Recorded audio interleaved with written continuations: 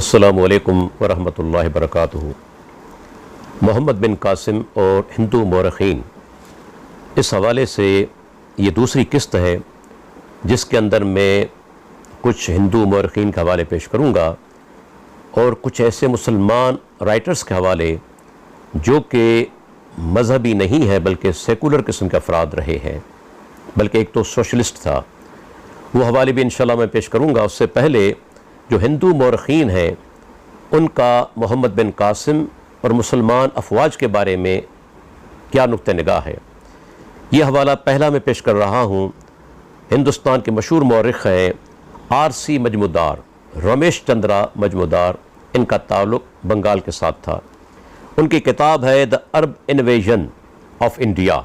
उसका सफ़ा नंबर 1 वो कहते हैं the Mohammedan conquest of India is one of those epoch-making events which have left a permanent impress on subsequent ages. It may be regarded as the most important episode in the history of India since the Aryan invasion, as it has radically changed the entire aspect of Indian history, such as no other event has yet done or is likely to do in future. R.C. Majumdar, और किताब का नाम है the Arab invasion of India. सफ़ा number 1 मैं तर्जमा इसका पेश आपके सामने करता चलूँ। वो कहते हैं कि मुसलमानों की तरफ से फ़तेह हिंद तारीख़ साज़ वाक़यात में से एक वाक़या है जिसने बाद में आने वाले ज़माने पर अपने मुस्तकिल असरात छोड़े हैं। आर्याई हमले के बाद इस फ़तेह को हिंदुस्तानी तारीख़ में एक इंतहाई अहम मुकाम हासिल है। वजह यह है कि इस वाक़या ने हिंदुस्तान की तारीख़ को मुकम्मल तौर पर तब्दील करके रख दिया। अभी तक किसी और वाक़या ने न इस तरह तब्दीली पैदा की है और न मुस्तकबिल में इस तरह का कोई इम्कान है। अल्लाह अकबर। यह है हिंदू राइटर R.C. मजमूदार जो कह रहे हैं कि मोहम्मद बिन कासिम ने जो हिंदुस्तान को फ़तह किया था एक तारीख़ साज़ वाक़या है। वो कहते हैं कि ऐसा वाक़या शायद मुस्तकबिल में पेश ना आए, ये तारीख़ साज़ वाक़या था। अल्लाह अकबर। उसके बाद एक और हवाला मैं आपके सामने पेश करता चलूँ। ये हवाला है जिसके यानी कि राइटर हैं, उनका नाम पेश करता चलूँ, औद बिहारी पांडे। उनकी किताब है अर्ली मेडिवल इंडिया और सफ़ा नंबर 7 है। वो कहते हैं the policy of Muhammad bin Qasim also helped him to achieve success. He gave religious freedom to all and promised to protect their temples. वो कहते हैं कि मोहम्मद बिन कासिम ने जब हमला किया था सिंध पर, तो जो वो कामयाब हुए, जिस तरह वो कामयाब हुए, इसके अंदर उनकी पॉलिसी का, उनके तरीक़ेकार का बड़ा यानी कि किरदार था।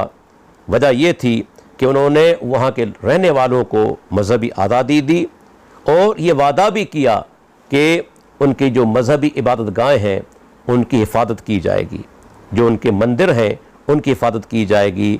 ये है औद बिहारी पांडे। किताब का नाम है अर्ली मेडिवल इंडिया और सफ़ा नंबर 7। अल्लाह अकबर। ये एक और यानी कि हवाला है कि किस कदर मोहम्मद बिन कासिम रहमहुल्लाह ने आज़ादी दी थी और हिंदू राइटर्स उनकी तारीफ़ कर रहे हैं। उसके बाद एक और हवाला मैं आपके सामने पेश करने जा रहा हूँ, वो भी बड़ा अहम हवाला है। ये पाकिस्तान के राइटर होकर गुज़रे हैं जिनका नाम था सैयद सिब्त हसन। सैयद सिब्त हसन जो थे वो बुनियादी तौर पर सोशलिस्ट थे। 1986 में उनकी वफ़ात हुई। उनकी मशहूर किताब पाकिस्तान में तहज़ीब का इर्तिक़ा। इस किताब के सफ़ा नंबर 152 पर जो सिंध पर हमला हुआ उसके हवाले से वो लिखते हैं कि राया की अक्सरियत बुद्ध मत की पैरो थी। बुद्ध बेशतर सौदागर और सन्ना थे या दहकान। ये लोग राजा दायर से खुश नहीं थे। उसकी वजह यह थी कि राजा हिंदू था, उसके आला ओहदेदार भी उसके हम मज़हब थे। बुद्ध अभी तक ये नहीं भूले थे कि इसी राजा के बाप ने यानी चच ने बुद्धों की हुकूमत को गस्ब किया था। इक़्तिदार से महरूम होने के बायस बुद्धों का मुल्क में वो पहला सा असर रसूख भी बाकी नहीं रहा था।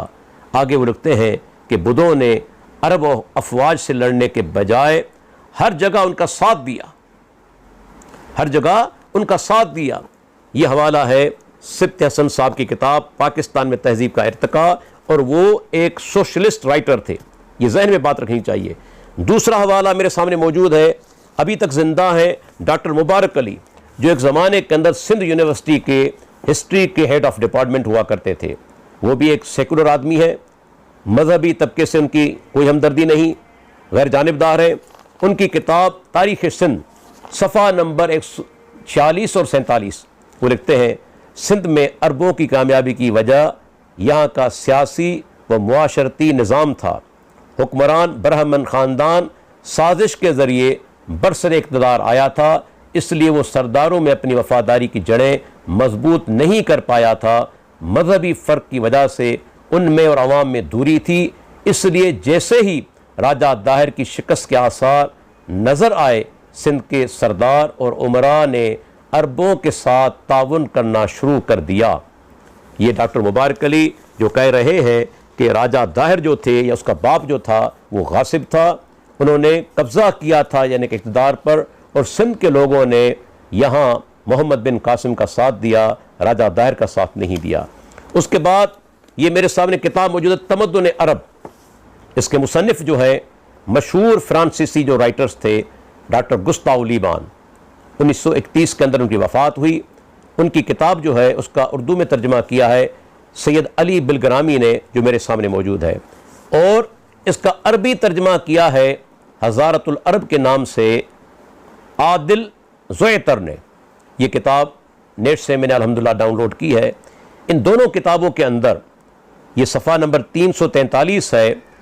डॉक्टर गुस्ताव लीबान लिखते हैं कि मुसलमानों ने जहाँ भी हमला किया, वो कहते हैं दुनिया में कभी ऐसे मुतहम्मिल और रवादार मुल्कगीर नहीं हुए और न ऐसा नरम और मेहरबान कोई मज़हब हुआ।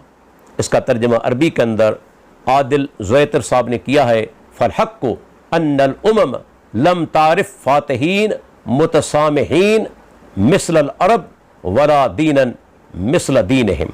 वो कहते हैं कि हक बात यह है कि दुनिया के अंदर यानी कि ऐसे फ़ातिह जो कि रवादार हों अरबों की तरह नहीं हुए, और ऐसा रवादार दीन भी नहीं हुआ।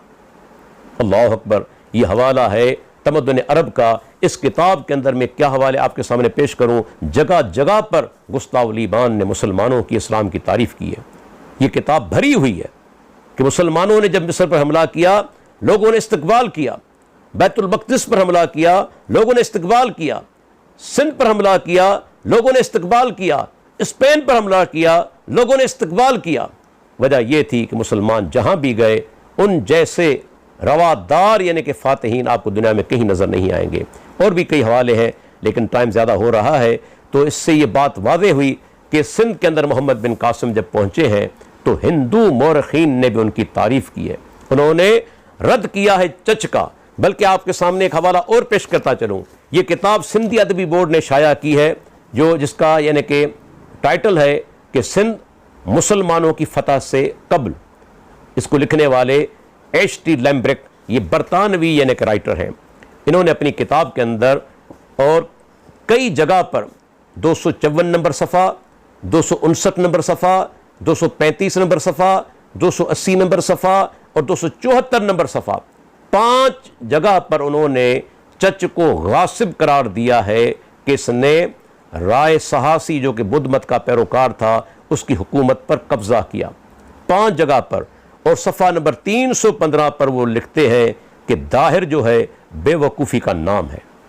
दाहिर बेवकूफ़ी का नाम है। 315। ये लिखने वाला कोई दीनी या मजहबी आदमी नहीं, H.T. लैम्ब्रिक, ये बरतानवी है, जिससे आप अंदाज़ा कर सकते हैं कि जो भी न्यूट्रल राइटर्स हैं उन्होंने मोहम्मद बिन कासिम और मुसलमानों की तारीफ़ की है। अल्लाह अकबर। आज हम जिस मुल्क के अंदर बैठे हुए हैं, यकीनन इस्लाम तो उससे पहले आ चुका था, इसमें कोई शक नहीं, लेकिन इस्लाम गालिब सूरत के अंदर, एक हुकूमत की सूरत के अंदर मोहम्मद बिन कासिम के बाद आया।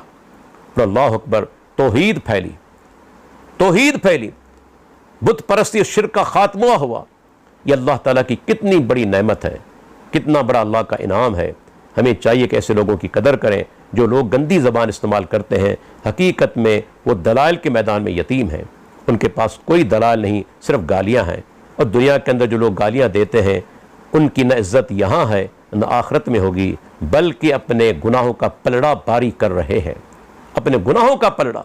अल्लाह के नबी ने फरमाया ना, कैसे लोग क़यामत के दिन आएंगे, वक़द शतम हादा, किसी को गाली दी होगी, उनके नेक आमाल उनसे लेकर मजलूम को दिए जाएंगे, आखिर में खाली हाथ रह जाएंगे, मुफलिस हो जाएंगे।